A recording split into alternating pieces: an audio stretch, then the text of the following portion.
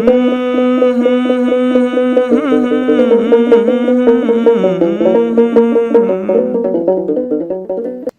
ጤና ይስጥልኝ። የተወደዳችሁ የግሎባል ፋኖ ሚዲያ አድማጭ ተመልካቾቻችን እንደምን አላችሁ? እንደየሀገር ሰዓት አቆጣጠራችሁ።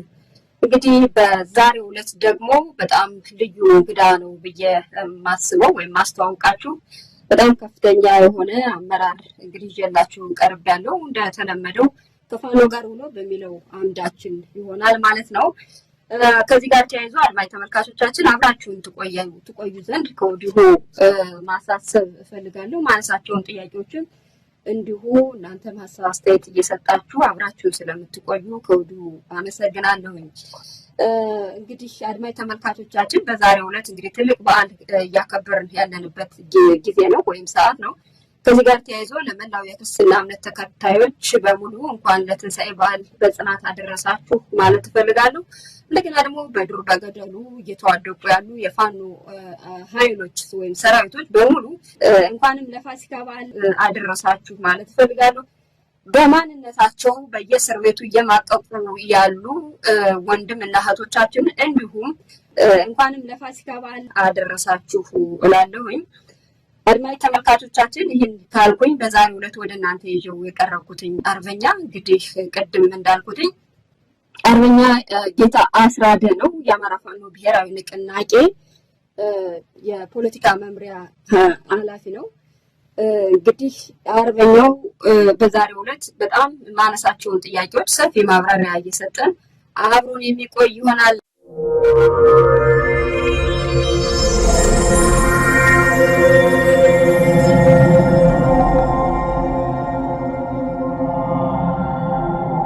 በዚህ አጋጣሚ እንኳንም ለፋሲካ በዓል አደረሰ። አመሰግናለሁ። ወቴከለም እንደምን አለሽ? እንኳን አብሮ አደረሰን። እግዚአብሔር ይስጥልኝ። በጣም አመሰግናለሁ። በጣም ጥሩ። እንግዲህ ጤና ይስጥልኝ።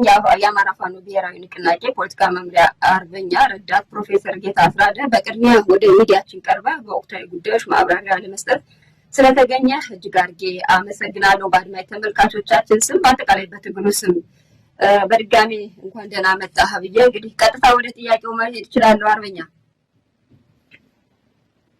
ይቻላል፣ መሄድ ይቻላል። ተከለ በጣም ጥሩ። እንግዲህ እንደሚታወቀው አርበኛ ጌታ አስራደ ከወያኔ ኢህአዴግ ጀምሮ እስከ አሁን የኦህዴድ አገዛዝ ድረስ በጽናት እየታገለ ያለ አርበኛችን ነው። እንግዲህ ጎንደር ዩኒቨርሲቲም እያስተማረ የነበረ ወንድማችን ነው። ከዚህ ጋር ተያይዞም በተለይ የአማራ የህልውናን ጥያቄዎች ወይም አማራ የህልውና አደጋ ደርሶበታል ብሎ ባላቸው አካባቢዎች በተለይ ወደ ወልቃይት አካባቢ በመጓዝ በአማራው ህዝብ ላይ የደረሰበትን በደል በጥናት በማቅረብም የምናውቀው አርበኛ ነው። ስለዚህ ለሚያነሳው ጥያቄ ሰፊ ማብራሪያ እንደሚሰጠን ተስፋ አድርጋለሁ ከወዲሁ። ስለዚህ ቀጥታ ወደ ጥያቄ ይገባለሁ። አንደኛው የአማራ ፋኖ ብሔራዊ ንቅናቄ ጥር 9 2018 ዓ.ም ነው የተመሰረተው። እንግዲህ ይሄን ስናሰራው 3 ወር ሊሞላው ቀናት ነው የሚቀሩት አርበኛ። ነገር ግን እስካሁን አደረጃጀቱን አዋቅሮ አልጨረሰም። የፖለቲካ ፍኖተ ካርታውን ወይም የመታገያ ማኒፌስቶን ለማውጣት ዘግይቷል። ለዚህ እንደምክንያት የሚቀርበው እንግዲህ በተለያዩ የትግሉ ደጋፊዎች እንደሚሉትኝ ፋኖ መሪዎች ዳተኝነት እየታየባቸው ነው፣ ቁርጠኝነትም እየታየባቸው ነው። ከዚህ አኳያ ምናልባት መሰራት ያለባቸው ስራዎች አልተሰሩም ብለው ይከሷቸዋልና ይህን እንዴት ታያለህ አርበኛ? ጥሩ አመሰግናለሁ። ተከለ እንደው ምናልባት ከዛ በፊት ወደ ጥያቄው ከመሄዴ በፊት በዚህ መንገድ ስለተገናኘን በጣም ደስ ብሎኛል። አስታውሳለሁ እንግዲህ ከ5 እና 6 ዓመታት በፊት አንቺም አገዛዙ ፍትህና ነፃነትን በመጠየቅሽ ምክንያት በማዕከላዊ በቂሊንጦ መከራ ስታይ የነበርሽ እህታችን ነሽ። የትግልንም ጭምር መስመር የዓላማ ጽናትንም ጭምር ያሳየሽ እህታችን ነሽ እና እንደው ዛሬም ድረስ በዚህ ልክ የትግሉ ባለቤት ሆነሽ ስላገኘሁሽ ስለተገናኘን እጅግ በጣም ደስ ብሎኛል። በጣም የምኮራብሽ እህቴ ነሽ። በነገራችን ላይ እንግዲህ ይህን ብዬ ወደ ጥያቄው ሲሄድ ትክክል ነው።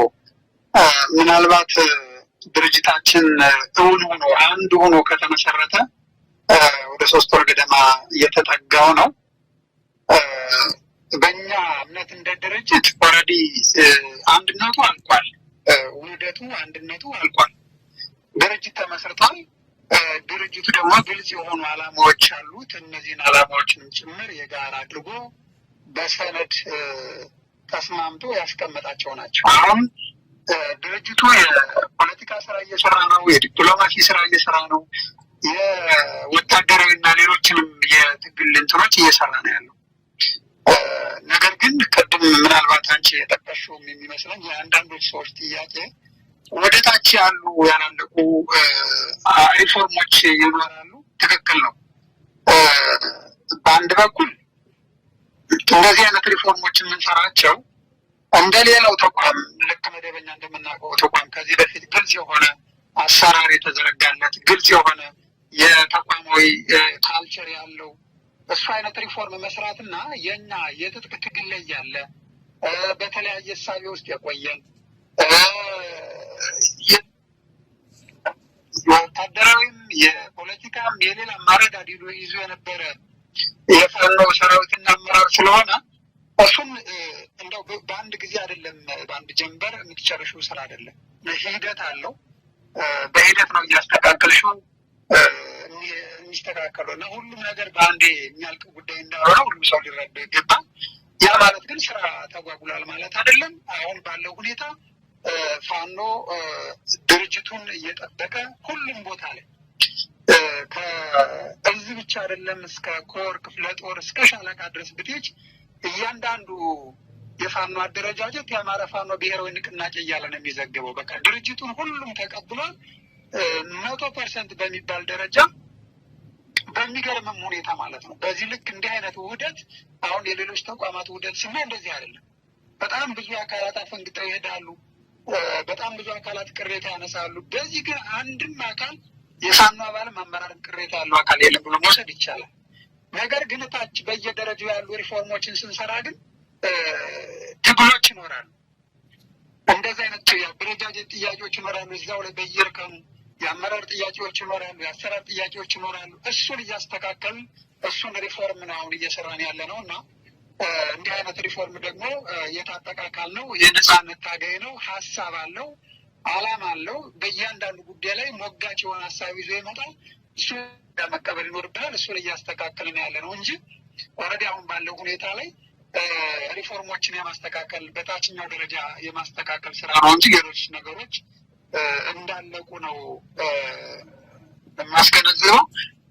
ሌላው ምናልባት ከዚሁ ጋር ተያይዞ የፖለቲካ ፍኖተ ካርታ የምንበለው ፍኖተ መርህ እነዚህን በተመለከተ ትክክል ነው። እነዚህ አይነት ስትራቴጂክ የሆኑ ነገሮች ተሻጋሪ የሆኑ ሰነዶች የብዙውን የፋኖ አመራር ሀሳብ አስተያየትና ይሁንታ የሚጠይቁ ናቸው። እንደ ድርጅትም ቅድም እንዳለው ገና ኦልሞስት 3 ወር እንኳን ያልሞላው ድርጅት እስከሆነ ድረስ እነዚህን ሰነዶች ለማስተካከል ቢያንስ በድርጅት አመራር ደረጃ ሁሉም ሀሳብ አስተያየት እንዲሰጡበት ወደ ታች ወደ እዞችና በየደረጃው ባሉ የፋኖ መዋቅሮችን ጭምር በዚህ መንገድ ሀሳባቸውን እንዲያካፍሉ እንፈልጋለን። በዛ መንገድ ነው እንጂ ኦልሬዲ እነዚህ ሰነዶች ተዘጋጅተው ረቂቃቸው አልቋል። መጽደቅ ነው የሚቀራቸው እንጂ ረቂቅ ማኒፌስቶ ተዘጋጅቷል። ረቂቅ ስትራቴጂክ ሰነድ አሉ። ሌሎችም በርካታ ሰነዶች አሉት።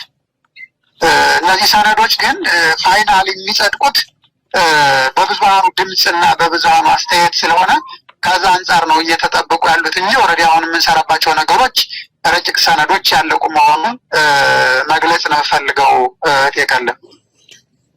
አመሰግናለሁ አርበኛ። ያላችሁበትን ነባራዊ ሁኔታ ነው እንግዲህ የገለጽከው። ምክንያቱም የአማራ ፋኖ ብሔራዊ ንቅናቄ ድርጅት እንግዲህ ከተወለደ 3 ወራት እየሞላው ቢሆንም ነገር ግን በባህሪው የአማራ ፋኖ ትግል በባህሪው በጣም ብዙ ውጣ ውረዶች ያሉበት ውስብስብ ችግሮች ያሉበት ስለሆነ በአንዴ ሊቋጭ የሚችልበት የሰነድ ስራዎችም ሆኑ ሌሎች ጉዳዮች ጊዜ የሚጠይቁ ናቸው የሚለውን የምንጋራው ይሆናልኝ።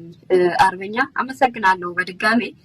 ወደ ሁለተኛው ጥያቄ ሄዳለሁ። አርበኛ የአማራ ፋኖ ብሔራዊ ንቅናቄ እንደ አማራ ፋኖ ብሔራዊ ንቅናቄ በስትራቴጂካዊ ጥምረቶች ያለው አቋም ምንድን ነው? ቢያንስ ያው ለሚዲያ ይሆናል የሚለውን ነገር ብታብራራልኝ። ምክንያቱም ከዚህ ጋር ተያይዞ እንግዲህ በፋኖ ውስጥ የነበሩ አንዳንድ ግለሰቦች ለአገዛዙ እጅ እየሰጡ ያሉበት ነባራዊ ሁኔታ አለ። እነዚህ ግለሰቦችም የሚሉት ምንድን ነው? በአገዛዙ ሚዲያ እየቀረቡ ትግሉ ስለተሸጠ ነው የመጣ ነው ሲሉ ይደመጣሉ። ይልቁንስ የአማራ ሕዝብ ጥያቄ ተመልሷል ሲሉም አንሰማቸውም። ትግሉ ለተለያዩ አካላት ለጠላት ተሽጧል። ከዚህ አኳያ እንግዲህ ወደ አገዛዙ መተን እናንተ ጋር ተቀላቅለናል ይላሉ እና እንደው ይህን እንዴት ታየዋለህ አርበኛ? ታብራራለን። አመሰግናለሁ ቃለብ። ትክክል ነው። እንግዲህ ምንድነው ይሄ ስትራቴጂክ ጥምረቶችን በተመለከተ የብዙ ሰው ኮንሰርን ነው፣ ደግሞም ተገቢ ነው። በተለይ አማራ ህዝብ እንደምናውቀው ከዚህ በፊትም ቀለ ለበርካታ ጊዜ ተክዷል። በጣም ለበርካታ ጊዜ ማለት ነው። በመጀመሪያው በኢህአዴግ ትግል ጊዜ በጣም ብዙ መስዋዕት ከፍሏል። አማራው እንደምታውቀው በተለያየ አደረጃጀት ሁሉ ገብቶ በጣም ብዙ መስዋዕትነትን ከፍሏል። ከዛም በኋላ እረፍት የሚባል የለውም። እንደምታውቀው በየጊዜው የአማራ ህዝብ ትግል ላይ ነው የኖረው ላለፉት 50 እና 60 ዓመታት። ነገር ግን በየደረጃው ትግሉን እየተነጠቀ ዓላማውን እየተቀማ እና እየተካደ ነው ከዚህ የደረሰው እና በዚህ ምክንያት በጣም በርካቶች እንዲህ አይነት ጥያቄዎችን ቢያነሱ ለእኔ ጤነኛ የሆነ ጥያቄ ነው። ተገቢ የሚሆንም ነው። ወደፊትም በዚህ ልክ ክትትል ማድረጉ ተገቢ ነው ብዬ አስባለሁ። ነገር ግን ምናልባት እንግዲህ ስትራቴጂክ ጥምረት አንደኛ እንደ አማራ ፋኖ ብሔራዊ ንቅናቄ በራስ በቅና መተማመን ላይ የተመሰረተ እንዲሆን ነው የምንፈልገው።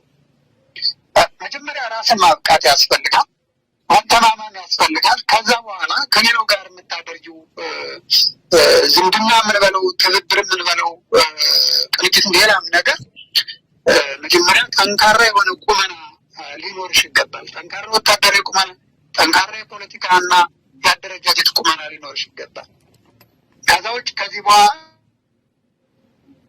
ያገኛ ለመሆን የሚደረግ ጥምረት አይኖርም። በእርግጠኝነት የምነግርሽ ማለት ነው። በሆነ አካል ላይ ጥገኛ ለመሆን ሳይሆን ሲሆን የአማራ ትናንትናም ከመላ ኢትዮጵያ ጋር ሆኖ ግንባር ቀደም ሆኖ የአንበሳው እንደሽ ወስዶ ሀገር የመሰረተ ነው። የሀገር ዋልታ ያቆመ ህዝብ ነው። ስለዚህ ሌሎችን ቢያሰልፍ ነው የሚሻለው። አሁን የአማራ ፋኖ ብሔራዊ ንቅናቄ ሌሎችን ሊያሰልፍ ይችላል። በሰራዊትም በይው በህዝብ ንቅናቄም በይው በሌሎችን አቃፊና ደጋፊ በመሆንም ዘንድ ከሌሎች የተሻለ ቁመና ያለው ስትራቴጂክ ጥምረት ውስጥ አንዱ እንደ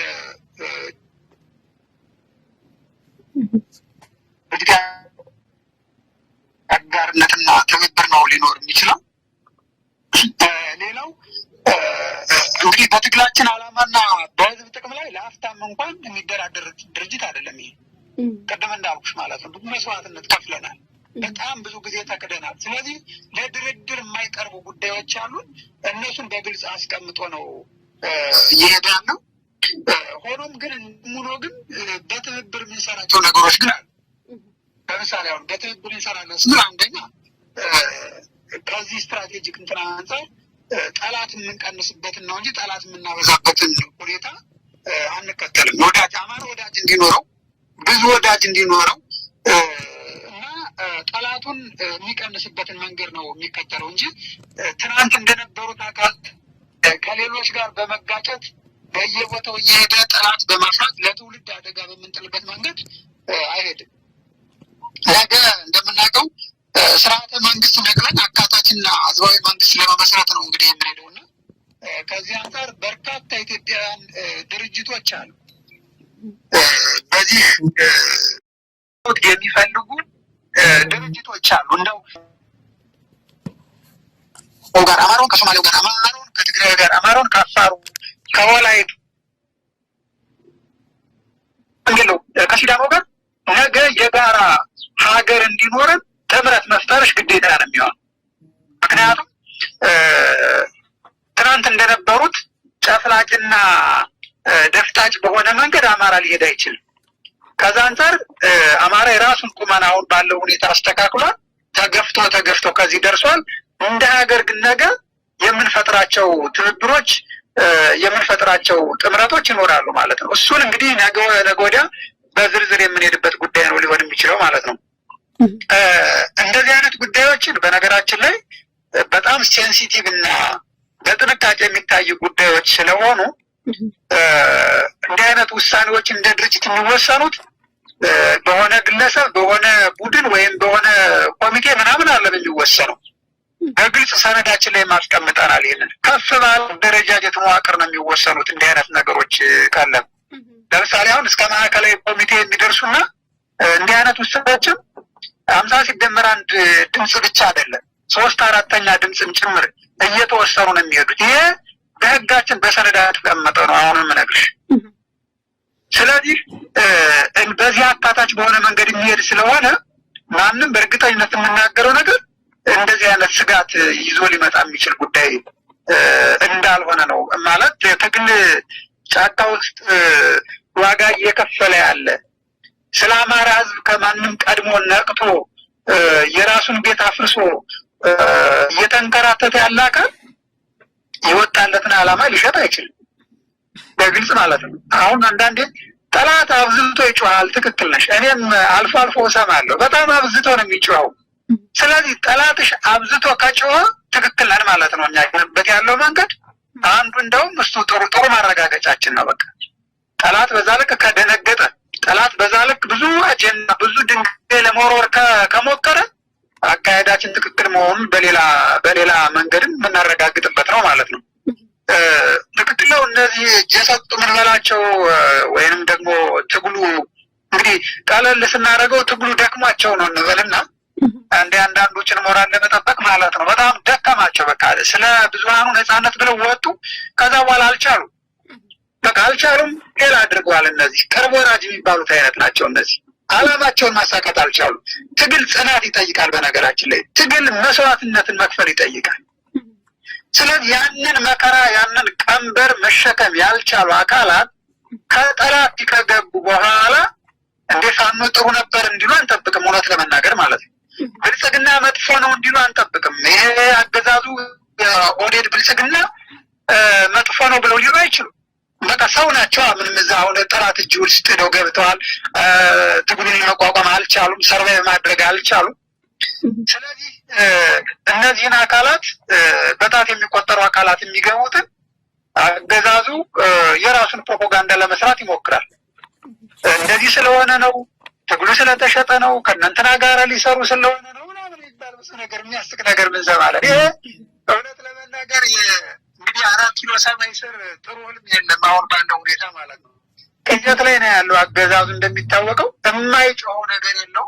ለአማራ ህዝብ ተቆርቋሪ መስሎ እኔ አስከሮል ማን ነው የአማራን ህዝብ በዚህ ልክ እያሰደደ በየቀኑ እየገደለ በእስር ቤት በጅምላ እያጎረ ብዙዎችን በተፈናቃይ ካምፕ ውስጥ አስቀምጦ ያለው አገዛዝ ለአማራ ትግል ተቆርቋሪ መስሎ ትግሉ ተሸጠ ምናምን ብሎ የሚያስበው እኔ አሁን ከአብይ አህመድ ስርዓት ውስጥ ለአማራ ህዝብ መልካም ነገር ይመጣል የሚያስብ ካለ ይሄ ለእኔ ወይ እንግዲህ አድርባይ ነው ወይ ደግሞ ጭራሽ ምን እየተደረገ እንደሆነ በዚች ሀገር ምንም አይነት እውቅና የሌለው ሰው ካልሆነ በስተቀር ከእንደዚህ አይነት አካላት ሊመጣ የሚችለው ነገር ይሄ ነው። ሌላ አጀንዳ ስለሌላቸው ነው። በነገራችን እጅግ በጣም ትንሽ አጀንዳ ነው። አሁን ሌላውን አጀንዳ አብዛኛው ፋኖ የነበረው ልዩነትም ብዙ ችግሮችን ፈታ። በዛ ሄድ ነገሮች ሁሉ አሁን አጀንዳ አሳጥተነዋል። እውነት ለመናገር ማለት ነው። ሊያመጣት የሚችላት ይችላል። በቃ የሆነ ፋኖ ሎቢ አድርጎ በቃ የሆነ ፐርሰናሊ ችግርም ያለበት ይሁን መታገልም ያልቻለ ይሁን ወይንም ደግሞ ከመጀመሪያው ራሱ አስርጎ ያስገባውም ይሁን እነዚህን እየሰበሰበ ትግሉ ተጠርፏል እያለ የሚለው ስለ አማራ ትግል ማንጠበቅ አቆመውና ሲጀምር አብይ አህመድ ብልጽግና ማን ለአማራ ትግል ምን ሲጀምር ጸረ አማራ የሆነ መዋቅር እኮ ነው። በጅምላ የሚረሽ በጅምላ የሚያስር በጅምላ የሚያፈናቅል መኖር እንዳንችል ያደረገ ስርዓት የአማራ ትግል ጠባቂ ዋስትና ጠበቃ ያደረገው አካል ስለሌለ ስለ አማራ ትግል ከነሱ ግምገማ መስማትም በራሱ ለእኔ ጤነኝነትም አይመስለኝም። እኔ ከዛዎች እዚሁ ላይ አሁንም እንደው እርግጠኛውን የምነግርሽ እንደው አድማጮቻችንም የትግላችን ባለቤት የሆነው የአማራ ህዝብ ሰራዊታችንም ጭምር በተለይ በውጭ ሀገር የምትኖሩ ወንድሞቻችን የትግሉ ባለቤት የእውነተኛ ደጋፊዎቻችን በግልጽ የምንነግራችሁ እኔ ላንቺ ማለት ጥያቄ የሚጠይቅሽ ምንድን ነው ካለ ፋኖ ማለት ማን ነው? በቃ ፋኖ ማን ነው የሚለውን ጥያቄ መመለስ ከቻልን እንደዚህ አይነት ስጋቶች በተለይ ከዚህ ከጂኦፖለቲካም ጋር ተያይዞ የሚነሱ ነገሮች ከዚህ ምናምን ጋር ተያይዞ የሚነሱ ነገሮች ፋኖ ማን ነው የሚለውን መመለሱ በቂ ነው። በቃ ፋኖ ማለት ቀድሞ የነቃ ቀድሞ ለነጻነቱ ለፍትህ የቆመ በዚህ ምክንያት ቤት ንብረቱን ጥሎ ጫካ የገባ የነ ፕሮፌሰር አስራት ወልደየስ ልጆች ነን።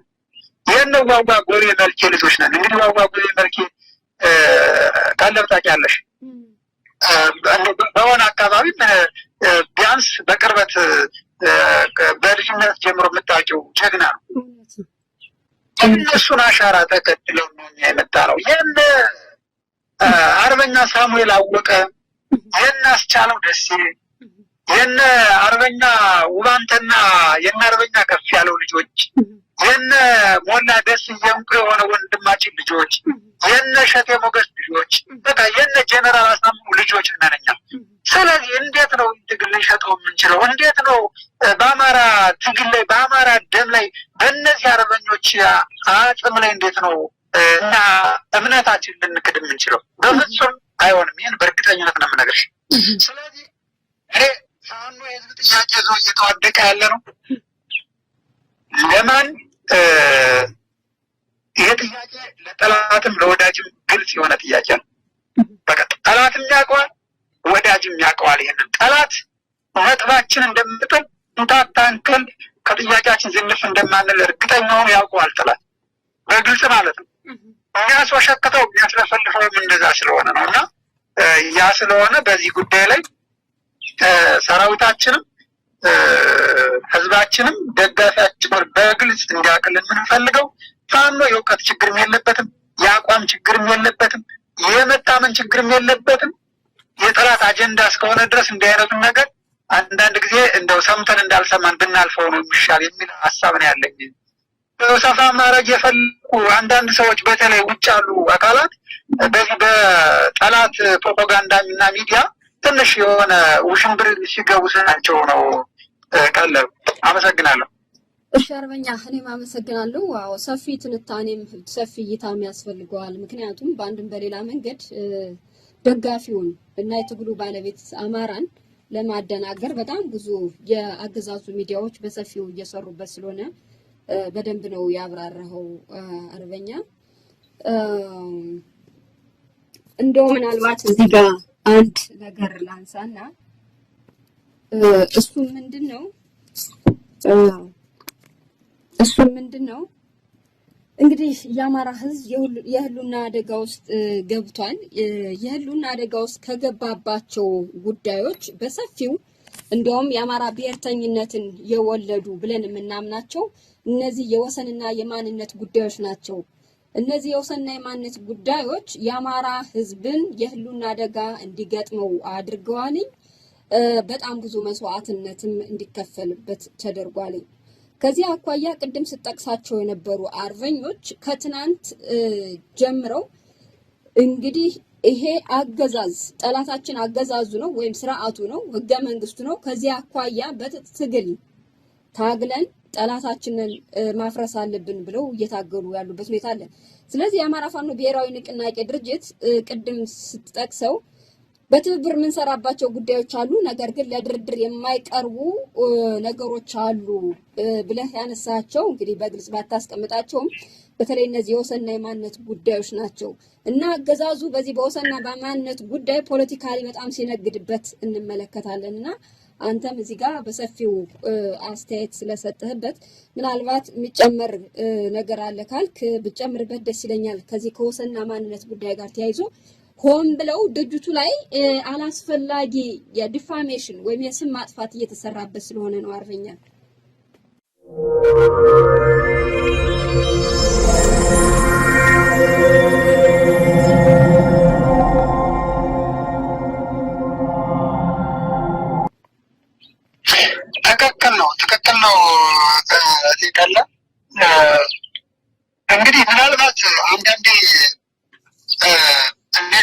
ምናልባት ስርዓቱን ለሚደግፉ ሰዎች አንድ ጥያቄ ማቅረብ እፈልጋለሁ እዚህ ላይ ስርዓቱን ለሚደግፉ ማለት ነው። ሌላውን እንትሆና እኛ ስለምናውቀው ማለት ነው ስርዓቱን እንደማይመልሰው ስለምናውቀው የእውነት እነዚህም የአማራ የማንነት ጥያቄዎች የማንነትና የወሰን ጥያቄዎች አሁን ያለው አገዛዝ መንግስት ነው። ምክር ቤት አለው። ያውም ሁለት አይነት ምክር ቤት አለው። የተወካዮች ምክር ቤት አለው፣ የፌዴሬሽን ጉዳይ ምክር ቤት አለው። በየደረጃው የክልል ምክር ቤት አለው። በተለያየ መንገድ ማስተማት ቢፈልግ የተለያየ ግብረ ኃይል ማቋቋም ይፈልግ ይችላል። ለእነዚህ ለአማራ ማንነትና ወሰን ጥያቄዎች ከተቆረቆረ ለምንድነው ራሱ አገዛዝ የማይመልሰው? አንድ ኢንች ማየት የሚችል አገዛዝ ከሆነ በተለይ ደግሞ ይሄ ማንነታችን ምናምን ወሰናችን ሙሉ አካላት አዋን አገዛዙ በመለሰው አንድ ጥያቄ መልሷል ብለን እናጨበጭብለት ነበር። አይመልሰውም። በእርግጠኝነት ነው የምነግርሽ። ይሄንን ካርድ ነው እያደረገው ያለው።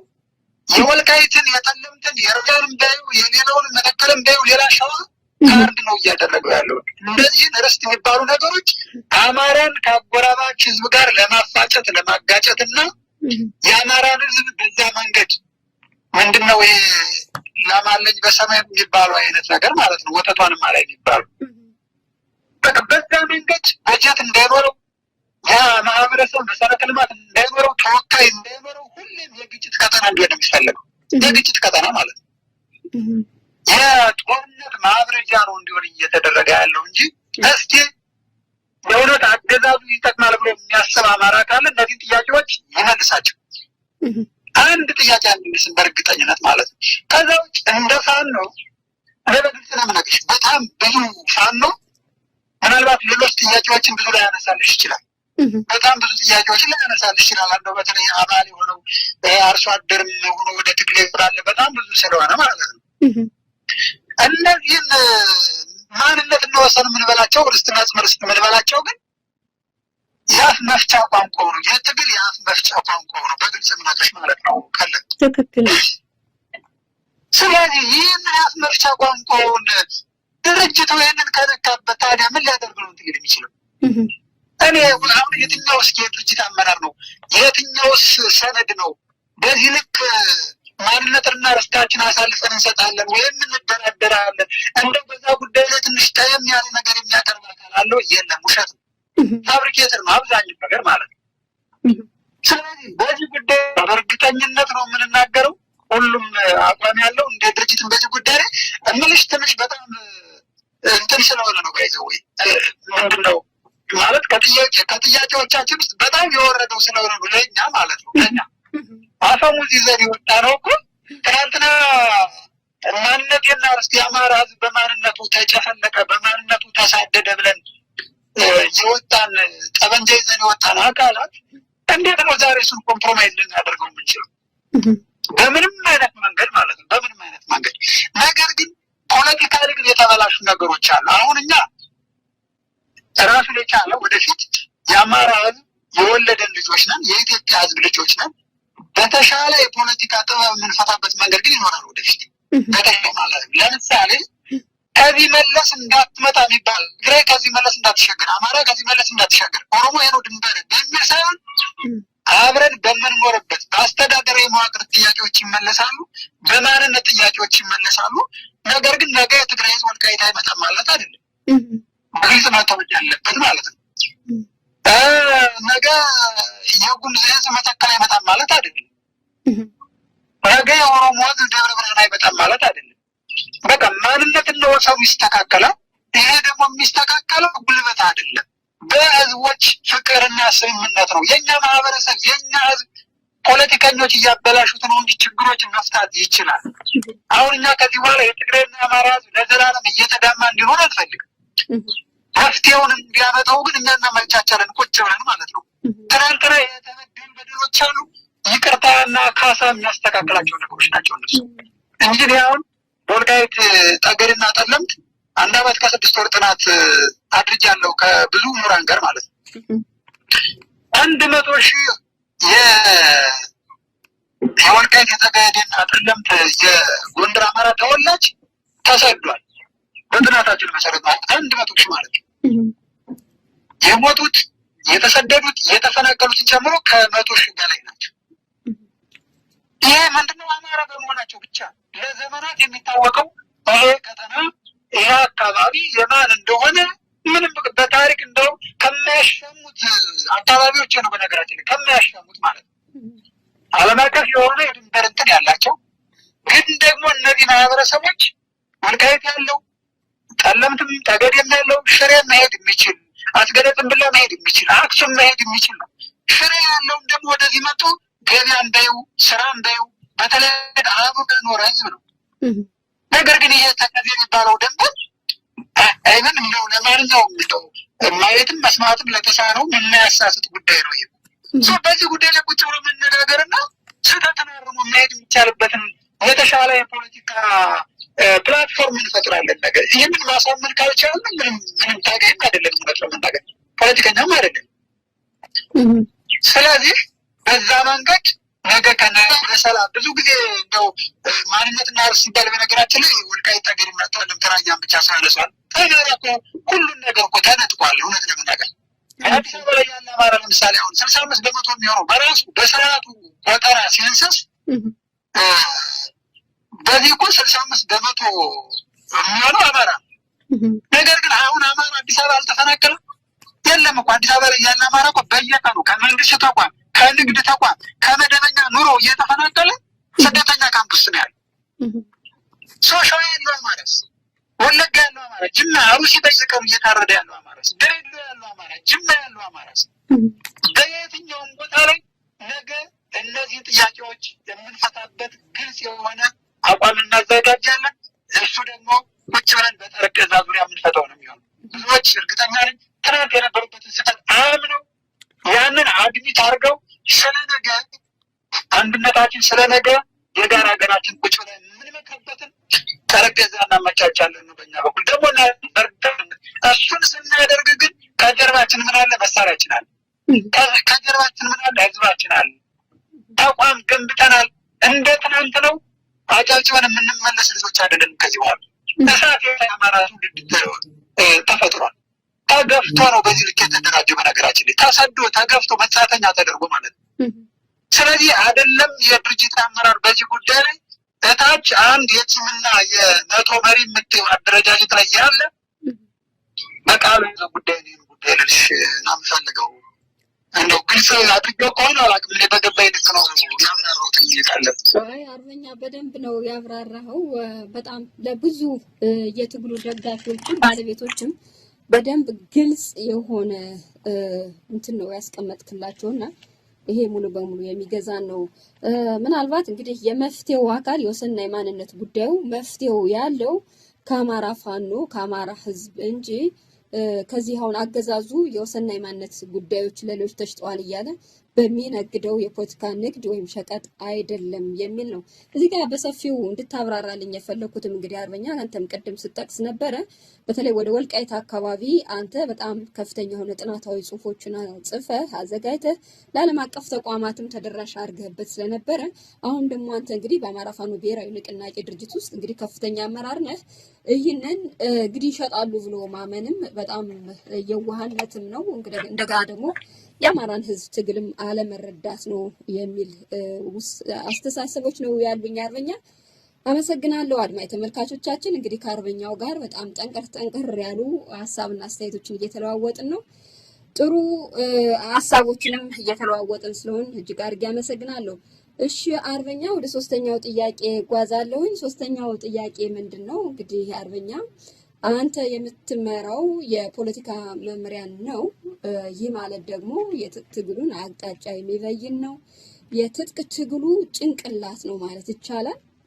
በተለይ እንግዲህ በድሮው ጊዜ ክፍለ ህዝብ በሚል እስከ ታች ድረስ ይሰሩበት ነበር። ወደኛ ስንመጣ ደግሞ እንግዲህ አንተ በምትመራው ዘርፍ እስከ ታችኛው መዋቅር ድረስ የፖለቲካ ኦፊሰር በመፍጠር እንዲያው ምናልባት የተጀመሩ ስራዎች ካሉ፣ ምክንያቱም እንግዲህ የአማራ ፋኖ ትግል ዓለም አቀፋዊ ቀጠናዊና ሀገራዊ ተለዋዋጭ የፖለቲካ ሁኔታዎችም ስላሉ እነዚህን ለሰራዊቱም ለደጋፊውም ለሚዲያውም በጣም ተደራሽም ከማድረግ አኳያ መሬት ላይም አንዳንድ እንቅስቃሴዎችንም ከመጀመር አኳያ እንዲያው ምናልባት ለሚዲያ ይሆናል የምትለውን ብታጋራን አርበኛ።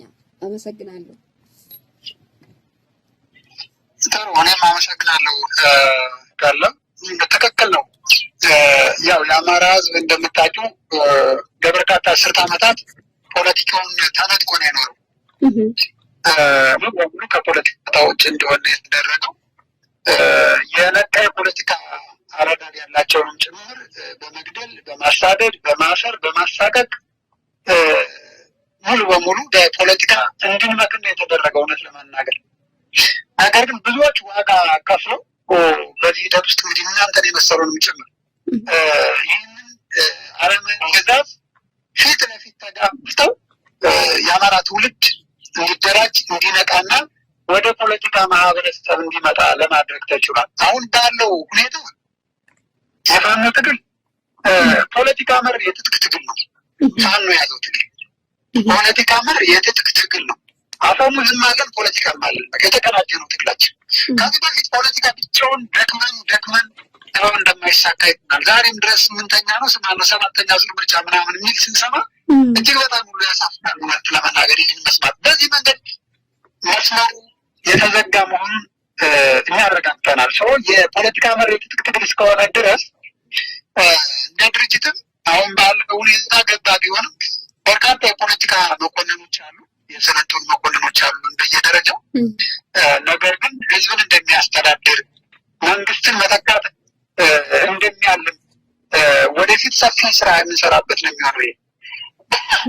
ስለዚህ ከዚህ አንጻር ትግላችን የፖለቲካ መኮንኖችን መፍጠር ብቻ ሳይሆን ቅድም እንዳልኩሽ የፖለቲካ ማህበረሰብ መፍጠርንም ጭምር ያካትታል። በዚህ እንትን ውስጥ እንደምናውቀው ጠላት አስገድዶ አንድ እንድንሆን አድርጎናል። ስለዚህ እንደ ትናንቱ በተቃርኖ አቅጣጫ የሚሄድ አማራ አይኖርም ከዚህ በኋላ። በአንድ መስመር ነው የሚሰለፈው። አላማዎቹ፣ ጥያቄዎቹ፣ የትግል መስመሩ በሙሉ ብዙዎቻችን ወደ አንድ አሰባስቦናል። ስለዚህ ለምሳሌ አሁን ባለፈው በመላ አማራ የነበረውን የምርጫ ተቃውሞ አይተሽዋል። እንግዲህ በጣም በርካታ በቀበሌ ድረስ ሳይቀር ተመሳሳይ አሉና ተመሳሳይ ሀሳብ ይዞ ከየት መጣ ያልተባለ ህዝባዊ እምቢተኝነት ተነሳ። ይህ እንዴት ነው የመጣ ብትይ በራሱ ጊዜ ፖለቲካ ማህበረሰብ እየተፈጠረ ነው አሁን ባለው ሁኔታ። ስለዚህ እንዲህ አይነት የድራማ ምርጫ አንፈልግም፣ መውጫ መንገዳችን ፋኖነት ነው ብለው ነው የወጡት። ይህንን ፋኖ ሄዶ ያስለፈው በራሱ ስም ምናልባት ፋኖ በቀጠናው ሰላም ሊያስከብርለት ይችላል፣ ፍቃድ አስፈቅዶ ሊወጣ ይችል ይሆናል። ከዚያ ያለፈውን ነገር ግን በራሱ እንትን ነው ማህበረሰባችን በዛ ልክ ይወጣ ማለት ነው። ስለዚህ ማንም እየመጣ እንዳይዳራ የሚጭነው አማራ እንደሌለ ትልቅ ማሳያ ነው የሚሆነው ማለት ነው። አንድ የፖለቲካ ማህበረሰብ መፍጠር ካድሬዎችን ከማፍራት የፖለቲካ ኦፊሰሮችን ከማፍራት በላይ ከባዱ ስራ እሱ ነው። እሱን እያደረግን ነው። ከዛ ውጭ እንደ ድርጅት ወደፊትም በየደረጃው ነገ ህዝብን የሚመሩ ተቋም የሚመሩ የሚያስተዳድሩ የፖለቲካ ኮሚሳራትን ወይም የፖለቲካ መኮንኖችን በሰፊው እያሰለጠን ከዚህ በላይ መሄድ እንዳለብን ግን እቅድ ተይዟል። ካለ ይሄ ነው ያለኝ። በጣም ጥሩ አርበኛ እጅግ አድርጌ አመሰግናለሁ። እንግዲህ ቅድም የጠቀስከው እንደ ማሳያ በዚህ በፋኖ ትግል ውስጥ የፖለቲካ ኦፊሰሮችን መፍጠር ብቻ ሳይሆን እንደ ማህበረሰቡን የነቃ የፖለቲካ እይታዎችን እንዲመለከት በማድረግ ረገድም በየቀጠናው በየአደረጃጀታችሁ እየሰራችሁ ያላችሁበት ሁኔታ አለ። ከዛ አኳያም የአማራ ህዝብ ግፉን በመረዳት በቅርቡ ቅድም እንደጠቀስከው ህዝባዊ አብዮት ማለት ይቻላል በነገራችን ላይ በየአቅጣጫው አንድ አይነት መፎክር ይዘው አገዛዙን አንፈልግም ፋኖ ነው ምርጫችን በሚል ከፍተኛ ሆነ የህዝብ አብዮት አሳይተዋል እና በጣም ጥሩ ከፍተኛ ሆነ ስራዎች አሉ። ወደፊትም በቀድ ደረጃ የምትሰሩበት ሁኔታ እንዳለ እየገለጽክልን ነው አርበኛ፣ አመሰግናለሁ። ሌላኛው እንግዲህ ወደ 5ኛው ጥያቄ እየተጓዝኩ ነው። እንግዲህ በዛ ያሉ ጥያቄዎች ናቸው አድማጭ ተመልካቾቻችን፣ ግን አስፈላጊ ጥያቄዎች ስለሆኑ ነው አርበኛው ጋር ቃለ መጠይቁን እያደረግን ያለ ነው። ስለዚህ ምንድነው 5ኛው የአማራ ፋኖ ብሔራዊ ንቅናቄ የአማራ ብሔርተኝነት ርዕዮተ ዓለሜ ነው ብሏል። ይህ ከስትራቴጂካዊ ጥምረት ከመፍጠር አኳያ እንቅፋት አይፈጥርም ወይ አርበኛ? ምክንያቱም በትግሉ አማራነት በቅድሚያ የሚከበርበት ወይም የሚከበርበትና የሀገር ባለቤት ማረጋገጥ ሆኖ እያለ ርዕዮተ ዓለሙን አማራነት ነው በማለት ግብ ካስቀመጠ ምናልባት ነገ ከሌሎች ጋር በሚደረግ ትብብርም ሆነ አጠቃላይ ኢትዮጵያንም የጋራ አድርጎ ከመፍጠር አኳያ እንደ ወክሎች አይገጥማችሁም ወይ አርበኛ? ጥሩ ጥያቄ ነው። በጣም አመሰግናለሁ። ጥሩ ጥያቄ ነው ያነሳሽው። በእርግጥ ይሄ አማራነት የትግል መስመራችን ነው ብለን እንደ ባለፈው አማራ ፋኖ ብሔራዊ ንቅናቄን ስንመሰረት እንደ ቅድመ ስምምነት የተደረገ ነው። ይሄ ዓላማችን የመስመራችን ቅድም እንዳልኩሽ የነጻነት ታጋይ ነው ዘዴ ያለ ሀሳብ አለ በየቦታው እሱን ሁሉ ነገር ይዘን እያወያየን እያበሰልነው የምንሄድ ነገር ነው ያለው። የምናስቀምጣቸው ነገሮች እንደ መጽሐፍ ቅዱስ ወይም እንደ ቁርአን ቃል የሚቀመጡ ነገሮች አይደሉም። የተሻለ መጠን ተራማጅ የሆነ ሀሳብ ነው ይዘን የምንሄደው። ነገር ግን አማራነት ብለን ስንነሳ ምን ማለት ነው የሚለው የተወሰነ ነገር ማንሳት እፈልጋለሁ። አንደኛ አማራነት ተገፍተን ተገደን እንድናነሳው የተደረገ ካርድ ነው። በነገራችን ላይ አንቺ ታውቂያለሽ፣ አብዛኛው የአማራ ሕዝብ እኮ ብሔር የሚባለውን ነገር አይወድም። በቃ ይህንን የዘር ፖለቲካ ቢብረ የሚታየፈው በቃ ከኢትዮጵያዊነት መውረድ ለብዙዎቹ ፈተና ናቸው። አሁንም ድረስ እዛው ላይ ተንጠልጥለው የቀሩ ሰዎች አሉ። በነገራችን አሁንም ድረስ ማለት ነው። ግን እኛ የመዳኛ መንገዳችን እንደሆነ ጠላትን በራሱ ጊዜ እያሳየን ሳንወድ በግድ እንደ አማራ ተገፍተና እንደ አማራ እንድንደራጅ ሆነናል ማለት ነው። ስለዚህ ከዛ አማራነት ነው መስመራችን ስንል የተገፋንበት እና የምንድንበትን በአማራነት መደራጀት እንደሆነ ይህንን በደንብ አድርጎ ቦልድሊ ለማሳየት ነው አንዱ የተፈለገው። ከዛ ባሻገር ግን አማራነት የምንኮራበት ነው እንጂ የምናፍርበት አይደለም። ምን ማለት ነው አማራነት? አማራ ስጋት ሊሆን ይችላል ለሌሎች፣ አይሆንም።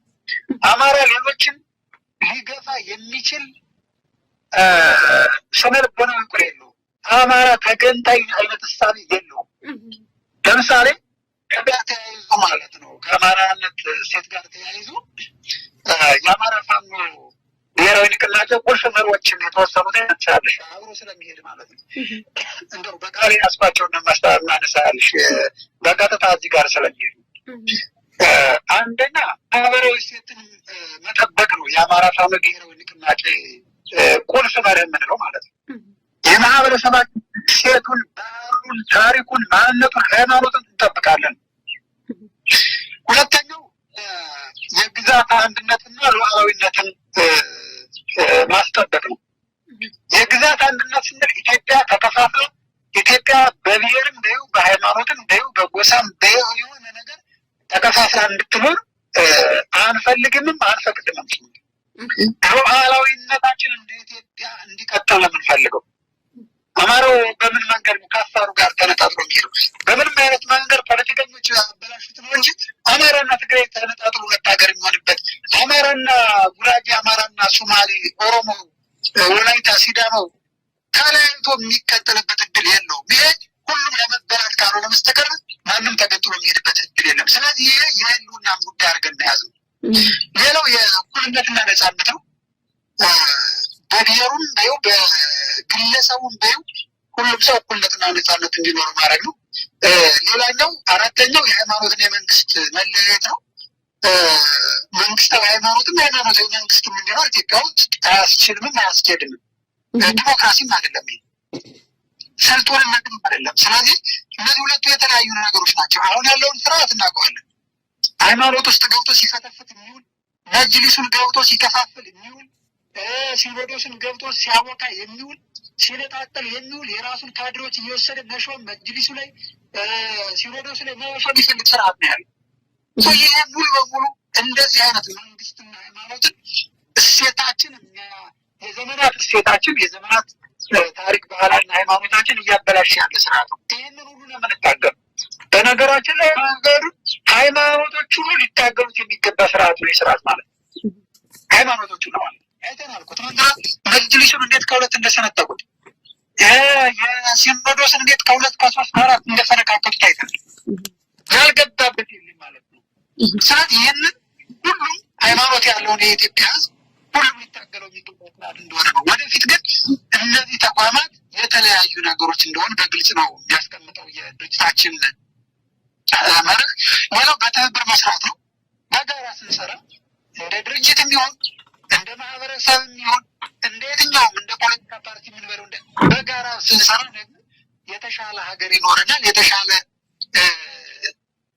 የውስጥ አንድነት፣ ሀገር አንድነት ይኖረናል ማለት ነው።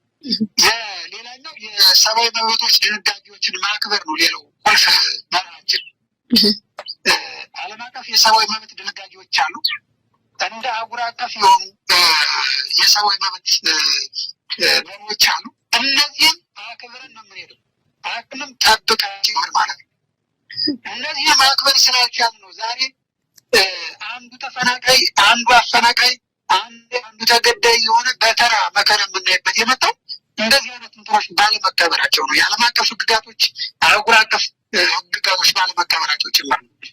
ስለዚህ ወደ ዋናው ጥያቄ ልምጣልሽ እና እንደው የንቅናቄ መሪዎች እነዚህን ነገሮችን ጭምር የሚይዙ ናቸው። በዋናነት ግን የአማራ ፋኖ ብሔራዊ ንቅናቄ መሰረታዊ የትግል መነሻው ለህልውና አደጋ የተጋለጠውን የአማራ ህዝብ ከጥፋት መታደግ፣ እኩልነትና ፍትህን ማስፈን ነው። ማህበረሰባችን እንደሚታወቀው በተለይ የአማራ ህዝብ የዘመናት ታሪኩ እንደሚያሳየው ለአብሮነት የሚመች ነው። አሁንም አማራነት ስንል አማራነት አብሮ ለመኖር የሚመች ነው። በብሔሩ ጽንፈኝነት የለውም ሲፈጥረው።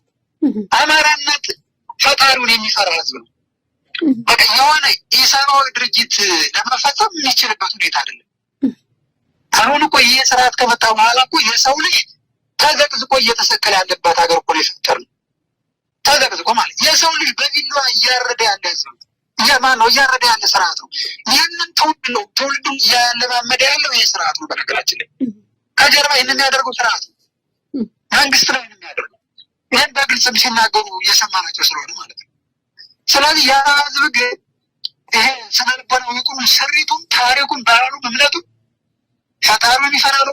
ለሰው ልጆች ሩሩና የሞራል ተጠያቂ ያለው ሰላምን ይፈልጋል። ፍትህና እኩልነትን የሚፈልግ ህዝብ ነው። እንደው በአንድ ቢሆን በሌላ ስልጡን ህዝብ ነው ማለት ይቻላል በብዙ ነገር ማለት ነው። ስለዚህ እንደ ሀገርም ለምሳሌ እንደ ሀገር አማራው ከመገንጠል ይልቅ አሁን ሌሎች እነዚህ ፖለቲካ ጽንፈኞች ወይም ተገንጣይ ኃይሎች የምንላቸው መገንጠልን ነው ፕሮሞት የሚያደርጉት፣ ለህዝባቸው የሚያስተምሩት። የአማራ ፋኖ ብሔራዊ ንቅናቄ መገንጠልን አድቮኬት አያደርግም፣ ያወግዛልም ጭምር ማለት ነው።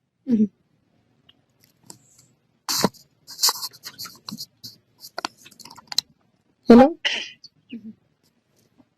ይሰማል? አዎ ይሰማል አርበኛ። ስለዚህ ከዚህ በፊት የነበረው ኢህአዴግ የሚባለው አገዛዝ አንቀጽ 39 ብሎ ሲያፋጅ እንደነበር ሁላችንም እናውቃለን። በቃ መገንጠል እንደሚቻል ቀድሞ የተመቻቸ ነገር ነበር። አሁን ያለውም ስርዓት እየሰራ ያለው እሱ ነው። በነገራችን ላይ እያለማመደ ያለው የሆነ ብሔር ሆኖ እንዲገነጠል ነው እየሰራ ያለው።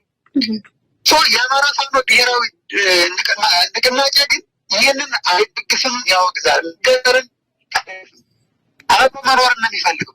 ከጎሳዊ እሳቤ ይልቅ ብሔራዊ አንድነታችን እንዲጎላ ይፈልጋል። ወደፊት የምንፈልገው እሱ ስብለን ስንመከር ተገብተን እንደ አማራ በዚህ ልክ አማራ ሆነን መጣ።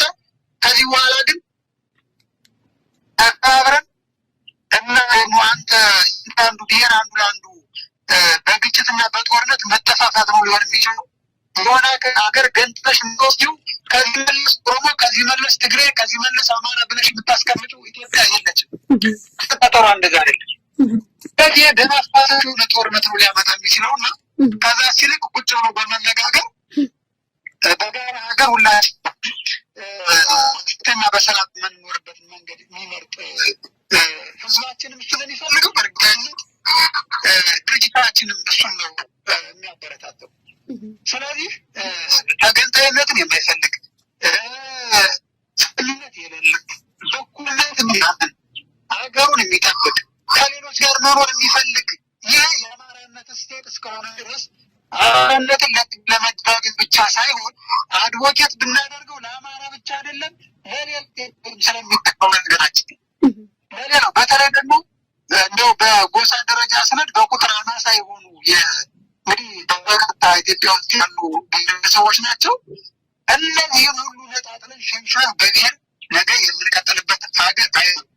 ስለዚህ አይነት የአማራዊ እሴት ለሌሎችም ጭምር ጠባቂ ነው የሚሆነው። አንድነት ለሚፈልጉት፣ ኢትዮጵያ ማስቀጠል ለሚፈልጉት፣ እንደ ሀገር አብሮ መኖር ለሚፈልጉትም ጭምር ዋስትና የሚሰጥ ስለሆነ የአማራነት እሴትን ሌሎች ብሔረሰቦች፣ ጎሳዎች ቢደግፉት የተሻለ ተጠቃሚ እንደ ሀገር የተሻለ አብረን እንድንቀጥል እናደርገ ነው ምሳሌ ያለው።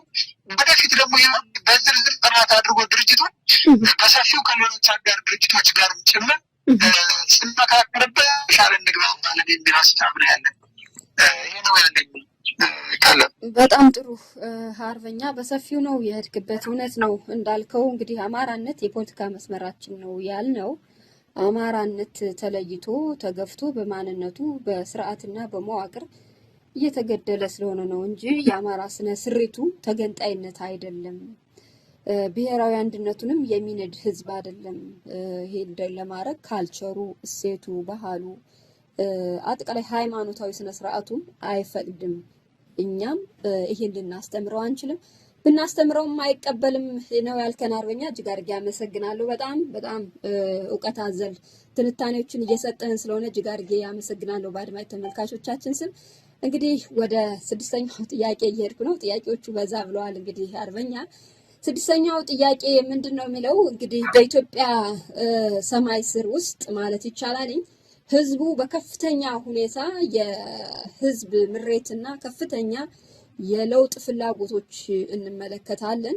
ለለውጥ አስቻይ ሁኔታዎችም ወይም ድሎችም እንዳሉ እንገነዘባለን እና እንዲያው ይህን አስቻይ ሁኔታ የትግሉ አካል ከማድረግ አኳያ እንዲያው በዝርዝርም ባትገልጽልኝ በጣም ከስትራቴጂክ እቅዶች አንጻር በምን ሁኔታ እያያችሁት ነው? ለምሳሌ አዲስ አበባ አንዱ ነው። ስለ አዲስ አበባ ውስጥ በጣም በከፍተኛ ሁኔታ የኑሮ ችግር ውስጥ ገብቶ ነው ያለው። በጣም ከባድ ስቃይ ውስጥ ነው ያለው። የአማራን ህዝብ በድሮን ይጨፈጭፋል፣ በጀት ይጨፈጭፋል፣ በምድርም እንዲሁ እየገደለ ያለበት ሁኔታ አለ። የአዲስ አበባን ህዝብ ደግሞ በረሃብ ድሮን እየገደለው ነው እና እንዲያው ይህን ኃላፊነትም ስላለባችሁ እንዴት ታየዋለህ አርበኛ?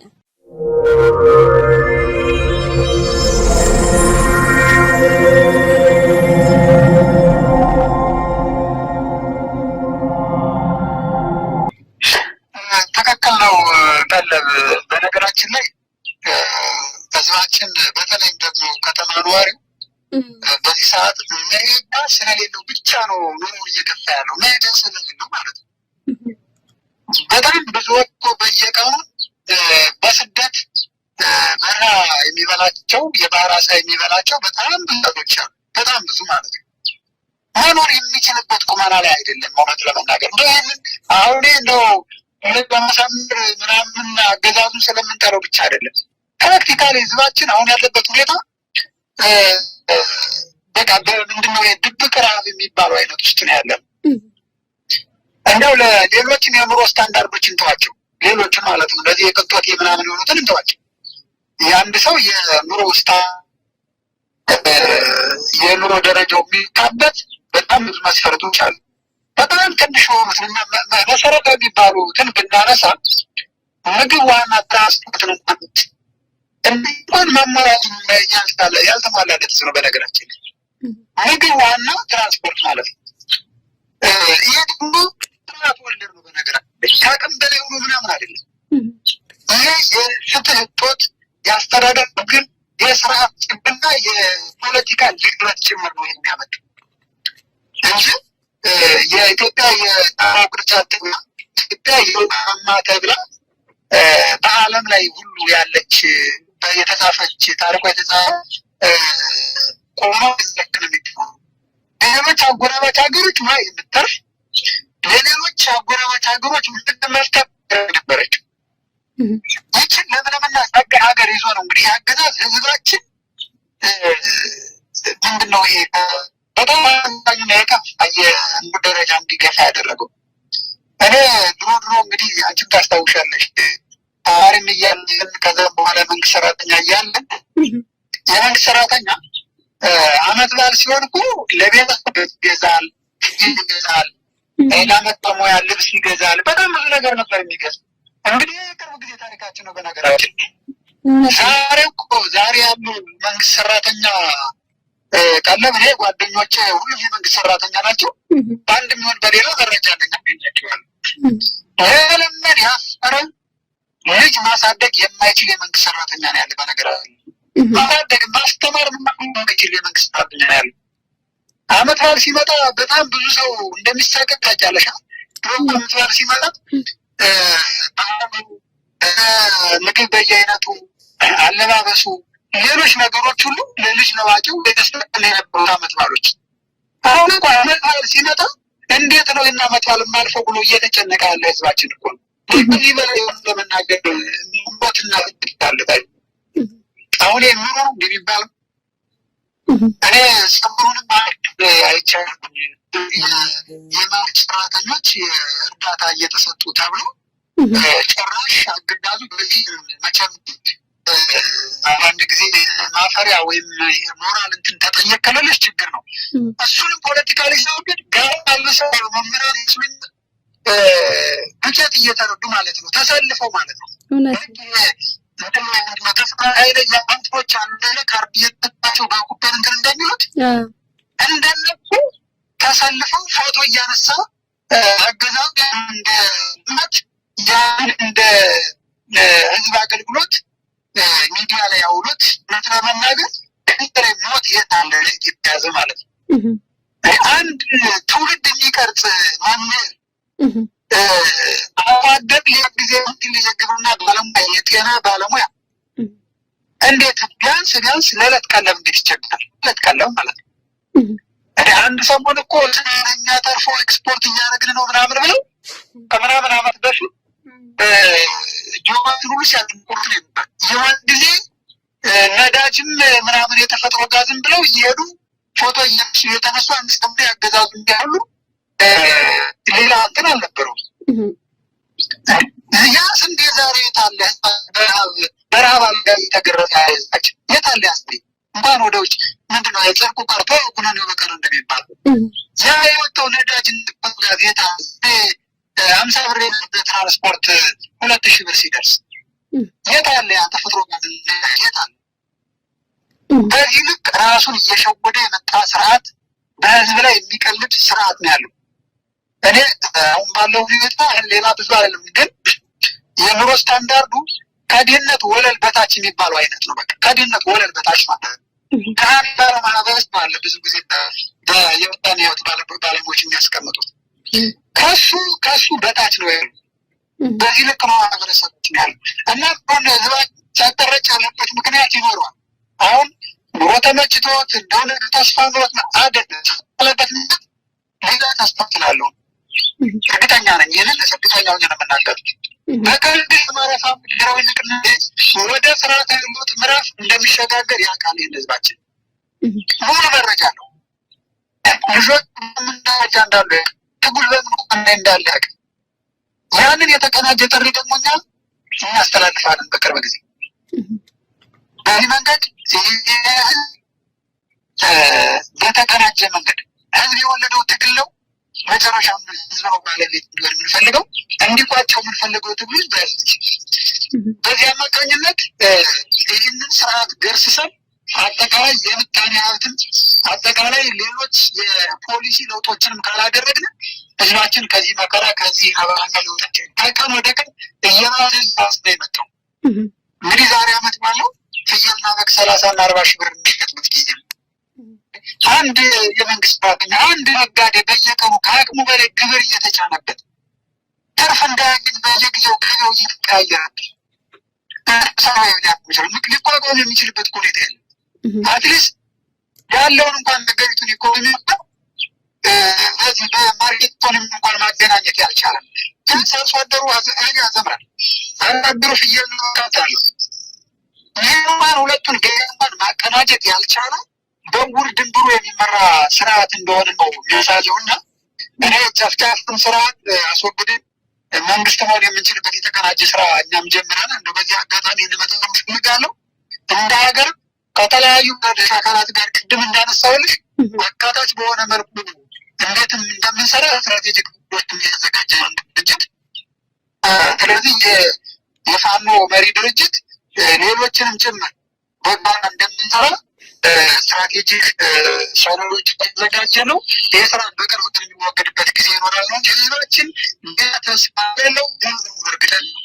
የእጁን መዳፍ የማንበብ ያክል የሚያውቀው ህዝባችን ይህ ስራ እንዴት እንደመጣ እንዴት ከዚህ እንደደረሰ ምን ያህል ደም አላማና ምን ያህል በሰዎች ደም ላይ እንደሚኖር የግጭት ነጋዴ እንደሆነ በደንብ ያውቃል። መደኛ እንደሆነ በደንብ ያውቃል ነው። በተለይ ከተማ ያሉ ማህበረሰቦችን በዚህ ልክ በተሾቁሞ ያለ ህዝብ ነው ማለት ይቻላል። በቅርብ ጊዜ ደግሞ ይሄ የጋራ ለውጥ እያወጡ ጉዞ ይሆናል።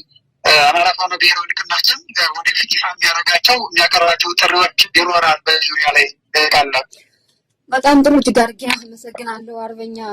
በጣም ጥሩ እንግዲህ በከተሞች ያሉ ኢትዮጵያውያንም ያሉበትን መከራና ስቃይ በደንብ ገልጸዋል። ድርጅቱም ይህን ነገር እየሰራበት እንደሆነና በቅርቡም ይፋ ሊያደርግ የሚችላቸው ስራዎች እንዳሉ ነው የገለጽክልን። በጣም ጥሩ እጅግ አድርገን እናመሰግናለን። እንደገና ህዝቡም አጠቃላይ መፍትሄው ከአማራ ፋኖ ብሔራዊ ንቅናቄ ውስጥም ብቅ ብሎ የሚገኝ መሆኑንም ይረዳሉ ብለህ የገለጽክበት መንገድም ተገቢነት ያለው ነው። እጅግ አድርጌ አመሰግናለሁ አርበኛ። እንግዲህ በስተመጨረሻ ምናልባት በዛሬው ዕለት እንግዲህ ትልቅ በዓል እየተከበረ ያለበት ሁኔታ አለ፣ የፋሲካ በዓል ማለት ነው። ከዚህ ጋር ተያይዞ እንደው በዓሉን አስመልክቶ የምታስተላልፈው መልእክት ካለ አርበኛ እድሉን ልስጥህ። እጅግ አመሰግናለሁ። በጣም ቃለ ትክክል ነው። ትልቅ በዓል ነው በኢትዮጵያውያን ዘንድ፣ በተለይ በኢትዮጵያ የክርስትና እምነት ተከታዮች ዘንድ ከፍተኛ የሆነ ከሚባሉ ትልልቅ በዓላት አንዱ የትንሣኤ ፋሲካ በዓል ነው። በዚህ አጋጣሚ እንደው በየቦታው ምንም እንኳን አሁን ፋሲካ ለማክበር የሚያስችል ሁኔታ ላይ ባይኖር በዚህ ሰዓት ትንሣኤን ፋሲካን ስናስብ እንደ ማህበረሰብ መስጊታችንም ጭምር ስለሆነ እንድናስባቸው የሚገቡ ሰዎች አሉ በየቦታው። እግረ መንገዱ ለእነዚህ ወገኖቻችን እንኳን አደረሳችሁ ማለት እፈልጋለሁ። በተለይ ደግሞ ሀገራቸው ተወልደው አደጉበት ውስጥ ስደተኛና መጻተኛ ሆነው በተፈናቃይ ካምፕ ውስጥ የሚኖሩ ወገኖቻችን በነገራችን ላይ በመቶ ሺዎች የሚቆጠሩ ወገኖቻችን የስደተኛ ካምፕ የሚኖሩት በራሳቸው ሀገር ውስጥ ነው ተፈናቅለው በዚህ ልክ የሆኑት ማለት ነው። ይሄ አገዛዝ ይሄ ስርዓት ያፈናቀላቸው ናቸው። አሁን ያሉበት እንዴት ማን ሊያከብሩ እንደሚችሉ እዛ ቁጥሩ ስለሚታወቅ፣ ሌላው ስለ ፍትህና ነፃነት ብላችሁ በተለይ ደግሞ በአምባገነኑ ስርዓት ማጎሪያ ቤት ያሉ የፍትህ ድምፆች አሉ። ታጫቸዋለሽ ሚካንችም ነበርሽበት ይህንን ቀለ እናም በርካታ የአማራ ልሂቃን የአማራ የእውነተኛ ልጆች የአማራ ጀግኖች የአማራ ወኪል የነበሩት በምክር ቤት ደረጃም በፓርላማ ደረጃም የአማራ ወኪል የነበሩት በተለያየ መንገድም እውነት ስለተናገሩ ብቻ ማለት ነው። ምክር ቤት ላይ እውነት ስለተናገሩ ስለ ፍትህ ስለጮሁ ይህንን ስለተናገሩ ብቻ እና አማራ በመሆናቸው ስጋት ተደርገው በማጎሪያ ውስጥ ነው ያሉት። እነዚህ ወንድምና እህቶቻችንም ጭምር ደረሱት ማለት ፈልጋለሁ። ይህ በዱር በገደሉ የአማራ ፋኖ ብሔራዊ ንቅናቄ አመራርና ሰራዊት አባላት ደግሞ እንዲሁም ለቤተሰቦቻቸውም ጭምር በዓልን እንደሚታወቀው ቤተሰቡ የሌለው አካል በዓልን በዓል አድርጎ ሊያከብር አይችልም። በስደትም ጭምር የፋኖ ቤተሰብ ብዙ ቦታ ላይ ተፈናቃይ ስደተኛ ሆነ ያለ። ስለዚህ አጠቃላይ መላ የድርጅታችን የፋኖ አባላትና ቤተሰቦቻቸውንም ጭምር እንኳን አደረሳችሁ ማለት እፈልጋለሁ። የትግላችን ደጋፊ በሀገር በውጭም ላላችሁ እንኳን አደረሳችሁ። እንደው በጥቅሉ ለሁሉም የክርስትና እምነት ተከታዮች ለጌታችን ለመድኃኒታችን ለኢየሱስ ክርስቶስ የትንሣኤ በዓል በሰላም አደረሳችሁ። በእርግጠኝነት ያማረ ብሎ የኢትዮጵያ ትንሣኤ በቅርብ ጊዜ እናያለን ብዬ አስባለሁ። ሁላችሁም መልካም በዓል ለሁሉም እንዲሆንልኝ ይፈልጋለሁ። አርበኛ እጅግ አድርጌ ነው ማመሰግነው። መልእክቱ ሙሉ በሙሉ ተገቢነት ያለው መልእክት ነው። እሱን እንግዲህ ሁሉም መጋራት ያለበት ነው። በተለይ ተፈናቅለው በተለያዩ ካምፕ ላሉ ወገኖቻችን በጣም ከህመም ላይ ህመም እንዳይሰማቸው ወገን መድረስ አለበት። በየእስር ቤቱም ያሉትን በተመሳሳይ ወገን መድረስ አለበት ያልከው ይሄ ተገቢነት ያለው መልእክት ነው አርበኛ። ሌላው እንግዲህ በእኔ በኩል ያሉኝን ጥያቄዎች ስለጨረስኩኝ እንግዲህ ምናልባት ቀረ የምትለው ነገር ካለ አርበኛ ድሉን ለአንተ ልስጥህ። አመሰግናለሁ ካለ እኔም በተለይ በዚህ ቀን በእናንተ ግሎባል ፋኖ ሚዲያ ላይ ቀርቤ ሀሳቤን እና ስለ ተቋማችን ስለ ትግሉ ማብራሪያ እንዲሰጥ ስለጋበዝሽኝ በጣም አመሰግናለሁ። በእኔ በኩል አንቺንም ከነ ቤተሰቦችሽ እና ሁሉንም የትግሉን አካላት እንኳን አደረሳችሁ ማለት ፈልጋለሁ። አመሰግናለሁ ካለ። እሺ አመሰግናለሁ አርበኛ። እንግዲህ አንተንም እስከ ቤተሰቦች እስከ ጓዶችሽ እንኳን በሰላም ለዚህ በዓል ወይ በጽናት እንኳን ማደረሳችሁ አርበኛ። አድማጭ ተመልካቾቻችን እንግዲህ ላነሳዋቸው ጥያቄዎች አርበኛ ጌታ አስራደ ለሰጠኸኝ ማብራሪያ እጅግ አድርጌ ከልብ እያመሰገንኩ ስትከታተሉን ለነበራችሁ የግሎባል ፋኖ ሚዲያ አድማጭ ተመልካቾቻችን እንግዲህ የአርበኛው መልእክት ለታጋዩና ለህዝቡ ተደራሽ እንዲሆን ሸርና ላይክ እያደረጋችሁ ለሌላው እንዲደርስ እንድታደርጉ በዚህ አጋጣሚ ማሳሰብ ፈልጋለሁ። እንግዲህ አርበኛ ላነሳዋቸው ጥያቄዎች ሰፊና ግልጽ ማብራሪያ ነው የሰጠህን። በጣም ተጨባጭነት ያላቸው እውቀት አዘል አስተያየቶችን ወይም ማብራሪያዎችን ስለሰጠህን በአድማጭ ተመልካቾቻችን ስም እጅግ አድርጌ አመሰግናለሁ። እንግዲህ በሌላ ፕሮግራም እስከምንገናኝ ድረስ ቸርን ሰንብት አርበኛ። አድማጭ ተመልካቾቻችንም ሰላም ቆዩ። አሜን። ሰላም ሁኑልኝ። አመሰግናለሁ። አሜን አሜን። ሰላም